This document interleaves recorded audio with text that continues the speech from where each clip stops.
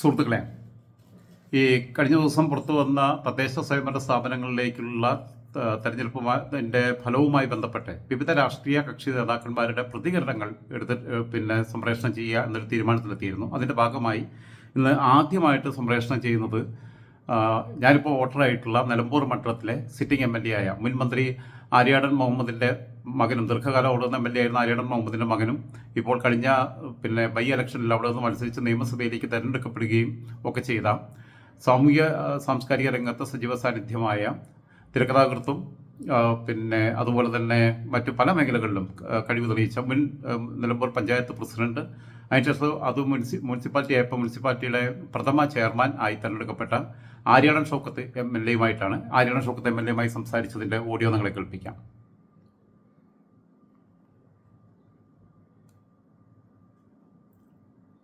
അദ്ദേഹത്തിന്റെ പ്രതികരണങ്ങൾ നിങ്ങൾക്ക് കേൾക്കാം. ഹലോ ഓട്ടിയാക്ക, നമസ്കാരം. നമസ്കാരം. നമസ്കാരം. ലാൽസലാമാണ് പറയേണ്ടത്, ഇന്ന സ്വഭാവം വെച്ചിട്ട്. അപ്പോ നിലമ്പൂരിന്റെ ഒരു വിജയത്തെ എങ്ങനെ കാണണം? അതായത് പ്രത്യേകിച്ച് നിങ്ങളെ ഒപ്പുള്ള കാലത്ത് തന്നെ ചുങ്കത്തറ പഞ്ചായത്തില് വർക്കിമാഷ് 3 പതിറ്റാണ്ടോളം പ്രസിഡന്റ് ആയിരുന്നു ചുങ്കത്തറ പഞ്ചായത്ത്. അതേപോലെ അമരമ്പലം പഞ്ചായത്ത് എല്ലാ കാലത്തും സിപിഎമ്മിന്റെ കോട്ടയായിരുന്നു. നിലമ്പൂര് പഞ്ചായത്ത് രൂപീകരിച്ചപ്പം രൂപീകരിച്ച ശേഷം അവിടെ ഇടക്കാലത്ത് നിങ്ങൾ മുനിസിപ്പാലിറ്റി ആവുന്നതിന് മുമ്പ് അവിടെ വേലുക്കുട്ടി സിപിഎമ്മിന്റെ പഞ്ചായത്ത് പ്രസിഡന്റായി. അത് കഴിഞ്ഞിട്ട് മുനിസിപ്പാലിറ്റി ആകുമ്പോൾ നിങ്ങൾ ആദ്യത്തെ പ്രഥമ ചെയർമാനായി മാറി. അവിടെ കഴിഞ്ഞ തവണ മാട്ടുമത്സരിമ ചെയർമാനായിട്ട് ഇടതു മുന്നണി പിടിച്ചെടുത്തു. ഇപ്പൊ പൊടി പോലും ഇല്ല കണ്ടുപിടിക്കാനുള്ള അവസ്ഥയിലെത്തി. സിറ്റിംഗ് ആയിട്ട് പോത്തുകല്ലിൽ സിറ്റിംഗ് അവിടെ ഇരുന്ന് വെച്ചുകൊണ്ടിരുന്നത് പോത്തുകല്ലിൽ നിങ്ങൾ പിടിച്ചെടുത്തു, അമരമ്പലം പിടിച്ചെടുത്തു, നിലമ്പൂർ മുനിസിപ്പാലിറ്റി പിടിച്ചെടുത്തു. എങ്ങനെ കാണുന്നു ഈ ഒരു അത്ഭുതപ്പെടുത്തുന്ന വിജയത്തെ? അല്ല, ഇതിന്റെ ഒരു സംഭവം, ഈ പോത്തുകല്ലും അമരമ്പലവും എക്കാലത്തും ഇടതുപക്ഷത്തിന് ഒരു മുൻതൂക്കമുള്ള പഞ്ചായത്തായിട്ടാണ് പലപ്പോഴും പരിഗണിക്കാറുള്ളത്. പക്ഷെ പോത്തുകല്ലും അമരമ്പലത്തും പിടിച്ചെടുത്തു എന്ന് മാത്രമല്ല, 3-2 ഭൂരിപക്ഷത്തിനാണ് ആ 2 പഞ്ചായത്തും പിടിച്ചത്. 3-2 ഭൂരിപക്ഷം. അതുപോലെ നഗരസഭ നമ്മൾ പിടിച്ചെടുത്തത് 5-4 ഭൂരിപക്ഷമാണ്. 5-4 ഭൂരിപക്ഷമാണ്.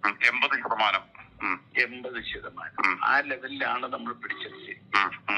അപ്പൊ ഇത് കേവലം ഒരു പിടിച്ചെടുക്കുക എന്നൊരു വാക്കിൽ ഒതുങ്ങൂല. ഞാൻ പറഞ്ഞ പിടിച്ചെടുക്കാൻ അപ്പം അപ്പുറത്തുള്ളത് നമുക്കൊരു വോട്ട് അധികം കിട്ടിയാലും പിടിച്ചെടുക്കലായി. അതെ. അതായത് ഒരു ക്ലൈമാക്സിലേക്കോ ഒരു ഫോട്ടോ ഫിനിഷിലേക്കോ പോലും പോകാതെ, ഒരു പെനാൽറ്റി കിക്കിലേക്ക് പോകാതെ തുടക്കം തൊട്ടേ ഗോൾ അടിച്ചുകൊണ്ടുവന്നു. അതാണ് സംഭവം. അതിൽ 1-2 മാത്രമല്ല, എന്റെ പിതാവുള്ള സമയത്ത് എല്ലാ പഞ്ചായത്തുകളും ഇതുവരെ നമുക്ക് ഒരുമിച്ച് കിട്ടിയിട്ടില്ല. 2000 എല്ലാ പഞ്ചായത്തും കിട്ടി. പക്ഷെ അന്ന് പറയുമ്പോ കാളികാവും ചോക്കാടും ചാലിയാറും നിലമ്പൂരിന്റെ ഭാഗമായിട്ട് പക്ഷെ നഷ്ടപ്പെട്ടു.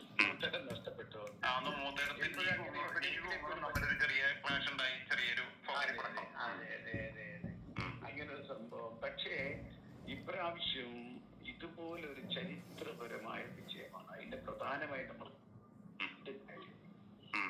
ഒന്ന്, ഈ ഇടതുപക്ഷ ഗവൺമെന്റിനെ ആളുകൾ മടുത്തു എന്ന് വെച്ചാൽ ഇനി ഒരിക്കലും പൂർത്തിക്കാൻ കഴിയില്ല എന്ന കിട്ടുന്ന അവസരങ്ങൾ പരമാവധി വിനിയോഗിക്കുക എന്ന് ജനം തീരുമാനിച്ചു.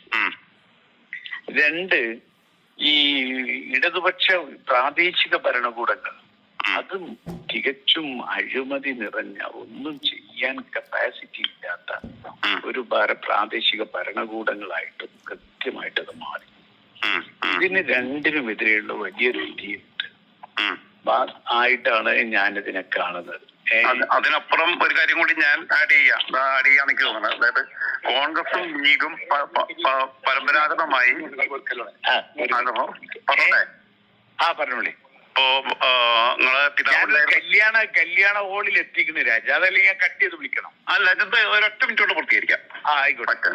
അതായത് കോൺഗ്രസും ലീഗും തമ്മിൽ പരമ്പരാഗതമായി ചില തർക്കങ്ങളും സൗന്ദര്യപ്പണക്കങ്ങളും അത് നിങ്ങളെ പിതാവുള്ള കാലം തൊട്ട് നിലനിന്നിരുന്ന ഒരു മണ്ണിൽ കഴിഞ്ഞ ബൈ ഇലക്ഷൻ തൊട്ട് ഒരേ മനസ്സോടെ ഒരേ ശരീരത്തോടെ പ്രവർത്തിച്ചതിന്റെയും കൂടി ഒരു ഫലമാണ് ഇതെന്ന് പറയാൻ പറ്റും. അതെ.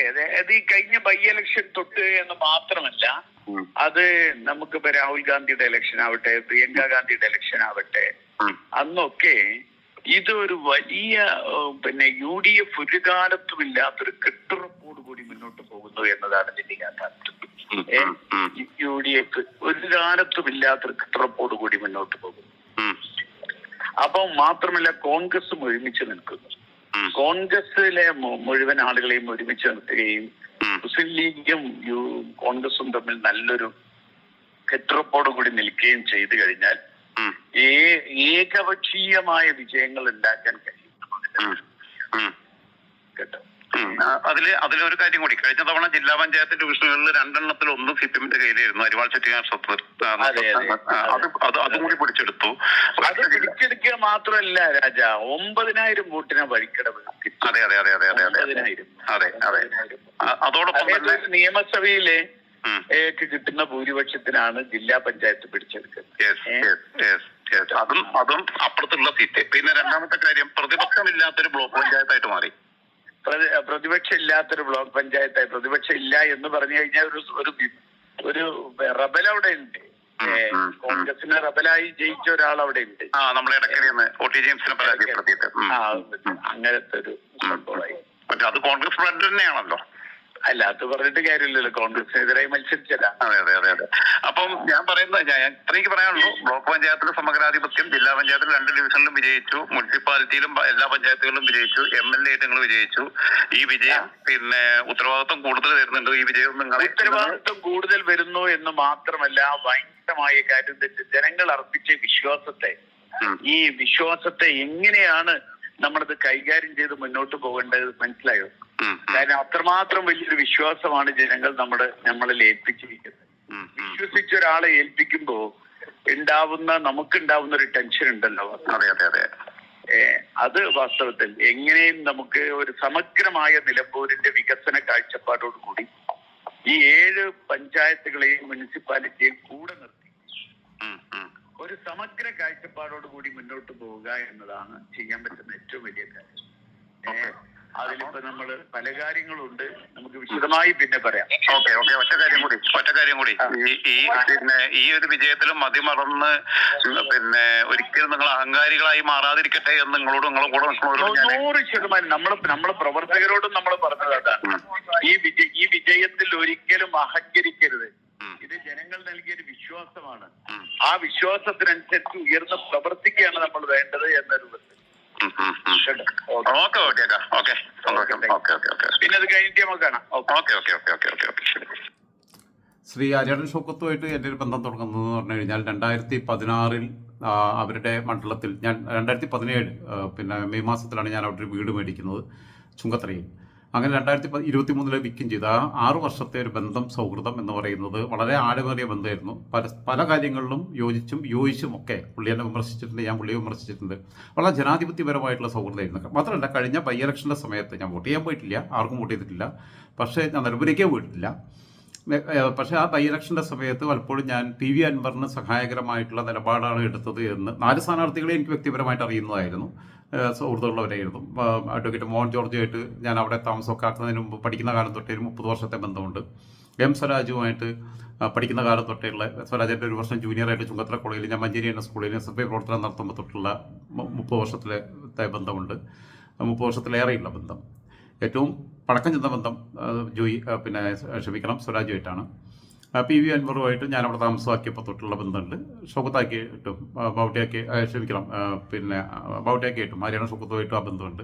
ഇദ്ദേഹം ഞാൻ അങ്ങനെ സമീപനം സ്വീകരിച്ചു എന്നറിഞ്ഞിട്ട് പോലും ഇലക്ഷൻ വോട്ട് നോമിനേഷൻ കൊടുക്കാൻ പോകുമ്പോൾ വരെ എന്നെ രാവിലെ വിളിച്ചിട്ട് നോമിനേഷൻ കൊടുക്കാൻ പോകുകയാണെന്ന് പറഞ്ഞിരുന്നു. രാഷ്ട്രീയത്തിൽ അഭിപ്രായ വ്യത്യാസങ്ങൾ രേഖപ്പെടുത്താനും എതിരഭിപ്രായം പറയാനും ഒക്കെയുള്ള ജനാധിപത്യ അവകാശം മാനിച്ചുകൊണ്ടാണ് ഇന്ന് വരെ നിന്നിട്ടുള്ളത്. മറ്റുള്ളവർക്കുള്ള എക്സ്പീരിയൻസിനെ കുറിച്ച് എനിക്കറിയില്ല. വളരെ കൃത്യമാണ് അദ്ദേഹം പറഞ്ഞിട്ടുള്ളത്. അദ്ദേഹം തന്നെ അദ്ദേഹത്തിൻ്റെ അണികളോട് പറഞ്ഞു എന്നാണ് പറയുന്നത്. ഈ വിജയത്തിൽ മതിമറന്ന് സ്വയം മറന്ന് അഹങ്കരിക്കരുത്. ഇത് ജനം നമ്മളിൽ ഏൽപ്പിച്ച വിശ്വാസമാണ്. ആ വിശ്വാസമാണ് എന്ന ധാരണയാണ്, ബോധ്യമാണ് എല്ലാ പാർട്ടിയുടെയും എല്ലാ നേതാക്കന്മാർക്കും. പിന്നെ ഗ്രാമപഞ്ചായത്ത് തൊട്ട് കോർപ്പറേഷൻ വരെ തിരഞ്ഞെടുക്കപ്പെട്ടിട്ടുള്ള ഓരോ അംഗങ്ങൾക്കും, പഞ്ചായത്ത് പ്രസിഡന്റുമാർക്കും, ബ്ലോക്ക് പഞ്ചായത്ത് അധ്യക്ഷന്മാർക്കും, ജില്ലാ പഞ്ചായത്ത് അധ്യക്ഷന്മാർക്കും, മുനിസിപ്പൽ ചെയർമാൻമാർക്കും, വൈസ് ചെയർമാൻമാർക്കും, കോർപ്പറേഷൻ മേയർമാർക്കും, ഡെപ്യൂട്ടി മേയർമാർക്കും വേണ്ടതെന്നാണ് എനിക്ക് ഈ വിഷയത്തിൽ പറയാനുള്ളത്. മറ്റുള്ളവരുടെ പ്രതികരണങ്ങൾ ഇതിന് പിന്നാലെ ഓരോന്നോരോന്നായിട്ട് വിടുന്നതായിരിക്കും. ഓക്കെ.